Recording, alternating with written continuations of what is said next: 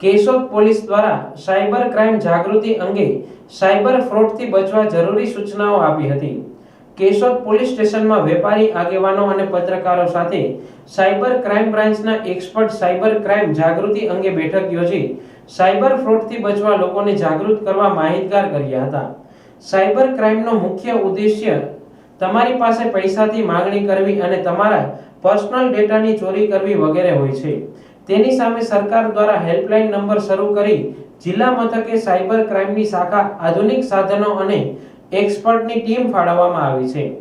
Keshod police સ્ટેશનમાં police inspector પીએ જાદવની ઉપસ્થિતિમાં Junagadh cyber crime બ્રાન્ચના એક્સપર્ટ દ્વારા વેપારી આગેવાનો અને નગર શ્રેષ્ઠીઓની સાયબર ક્રાઇમ જાગૃતિ અંગેની બેઠક યોજવામાં આવી હતી, જેમાં સાયબર ફ્રોડથી બચવા જરૂરી સૂચનાઓ આપી હતી। કેશોદ પોલીસ ઇન્સ્પેક્ટર પીએ જાદવ દ્વારા મીટિંગ યોજીને એક્સપર્ટ મારફતે લોકોને જરૂરી સૂચનો કર્યા હતા। Pin number, OTP, CVV, QR code જેવી માહિતી અજાણ્યા વ્યક્તિઓને આપશો નહીં। સોશિયલ મીડિયા ઉપર અજાણ્યા વ્યક્તિઓ વિડીયો કોલ કરે કે ફ્રેન્ડ રિક્વેસ્ટ એક્સેપ્ટ કરતા પહેલા વિચારો।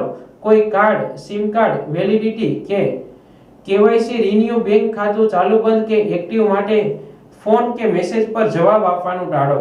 પાસવર્ડને સુરક્ષિત રાખો અને નિયમિતપણે બદલો। વેબસાઇટમાં 11105 ખાસ જુઓ। Free loan, free internet, free gift જેવી લાલચમાં ખરાઈ કર્યા વગર અજાણી લિંક ક્લિક કરશો નહીં। સોશિયલ મીડિયા પર મિત્ર બની માહિતી કે રૂપિયાની માંગણી કરે તો આપશો નહીં। Free game application, free gift, cash વાઉચરના નામે આવતી લિંકથી આપનો મોબાઈલ હેક થઈ શકે છે, જેથી એ લિંક ક્લિક કરવી નહીં।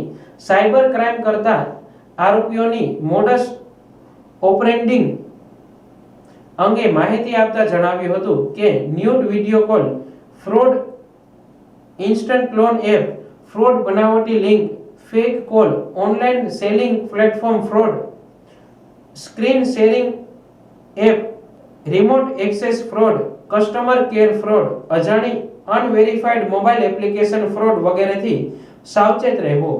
આમ છતાં સરળ ચૂકથી સાયબર ફ્રોડનો શિકાર થઈ જવાય તો એવી સ્થિતિમાં ટોલ ફ્રી નંબર પર ફોન કરી